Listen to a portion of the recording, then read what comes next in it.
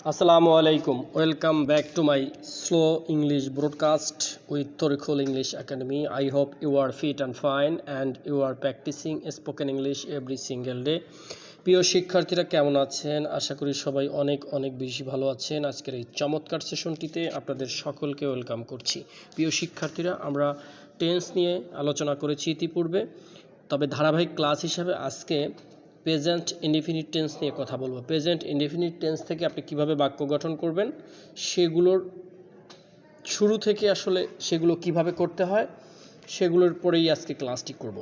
তো সেখানে first person, second person এবং থার্ড পারসনের ক্ষেত্রে বাক্য কিভাবে গঠন করব আমরা সহজ প্যাটার্নে আমি এই ক্লাসটি তৈরি করেছি। আশা করি যদি শেষ পর্যন্ত ক্লাসটি দেখতে পারেন তাহলে প্রেজেন্ট ইনডিফিনিট টেন্সের ব্যবহারটা আপনি বুঝতে পারবেন এবং এখান থেকেই শিখতে পারবেন ইনশাআল্লাহ। তাহলে চলুন শুরু করি। Late get start.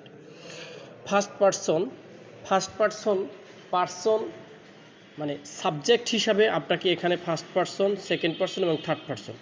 First person হচ্ছে আই, সেকেন্ড পারসন ইউ এবং থার্ড পারসন হচ্ছে হি। এই তিনটা পারসন নিয়ে গঠিত হয়। তাহলে ফার্স্ট পারসনে আমরা কি লিখেছি? আমি করি, আমি যাই, আই গো। এখানে একটু বাংলা টাইপিংটা মিস্টেক রয়েছে, আপনি বুঝে নেবেন কেমন। আই গো, আমি যাই। আই ডু, আমি করি। আই রাইট, আমি লিখি। আই ফেলে, আমি খেলি। আই হেল্প, আমি সাহায্য করি। আই ইউজ, আমি ব্যবহার করি। আই ওয়ার্ক, আমি কাজ করি। আই রাইট, আমি লিখি। আই ওয়েট, আমি অপেক্ষা করি। আই স্লিপ, আমি ঘুমাই। আই মিট, আমি দেখা করি। প্রিয় শিক্ষার্থীরা, ফার্স্ট এখানে প্রেজেন্ট ইনডিফিনিট টেন্সের যে ব্যবহারটা তা সেখানে হচ্ছে সাবজেক্ট প্লাস ভার্বের বেস ফর্ম বসবে, অর্থাৎ ভার্বের যে ফর্মটা রয়েছে, একটা ভার্বের 5টি ফর্ম থাকে, তার ভিতরে বেস ফর্ম অর্থাৎ মূল ভার্ব বসে যাবে ভার্বের প্রেজেন্ট ফর্ম, অর্থাৎ ভি অন। আরও যদি সংক্ষেপে বলি তাহলে আমাদের এখানে যে ফার্স্ট পারসন, সেকেন্ড পারসন এবং থার্ড পারসন যা রয়েছে প্রত্যেকের সাথেই আপনার বেস ফর্ম বসবে। শুধু থার্ড পারসন সিঙ্গুলার নাম্বারের ক্ষেত্রে ভার্বের শেষে এস বা ইয়ে যুক্ত করতে হবে। সেই ক্ষেত্রে আপনি শুধু, আমি সেটা প্যাটার্নে দিয়ে রেখেছি এখানে দেখেন। এখন আমরা সেকেন্ড পারসনে আশা করি। ইউ গো, তুমি যাও। আমরা প্রোনাউন্সিয়েশন, উচ্চারণ সঠিক ইত্যাদি ইত্যাদি যে বিষয়গুলো আছে সেগুলো আমরা ধারাবাহিক ক্লাসে শিখব এবং আমাদের বইয়ে সেটা কভার করেছি ইনশাআল্লাহ।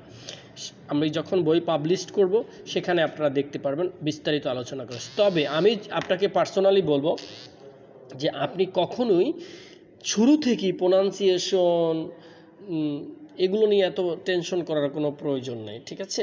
আপনাকে ব্রিটিশ অ্যাকসেন্টে বলবেন না আমেরিকান অ্যাকসেন্টে বলবেন, এ নিয়ে এত টেনশন করার শুরু থেকেই দরকার নেই। আপনাকে কথা বলতে হবে। এখন ভুল হোক সঠিক হোক, কথা বলার যে প্র্যাকটিস, এটা শুরু থেকে আপনাকে নিয়ে আসতে হবে। তারপর ধারাবাহিকভাবে ইনশাল্লাহ এগুলো প্রত্যেকটাই প্রয়োজনীয়তা রয়েছে এবং সব কিছুই দরকার আছে। কিন্তু আপনার ভিতরে যদি একদম ফ্লুয়েন্সি নিয়ে আসতে হয় তাহলে আপনাকে চর্চা করতে হবে। চর্চার কোনো বিকল্প নেই, যেটা আমি সবসময় বলে থাকি। তাহলে আমরা সেকেন্ড পারসনে কী রয়েছে? ইউ মানে সেকেন্ড পারসন, ইউ মানে তুমি বা তোমরা। তাহলে ইউ গো, তুমি যাও। ইউ ডু, তুমি করো। ইউ রাইট, তুমি লেখো। ইউ প্লে, তুমি খেলো। ইউ স্লিপ, তুমি ইউ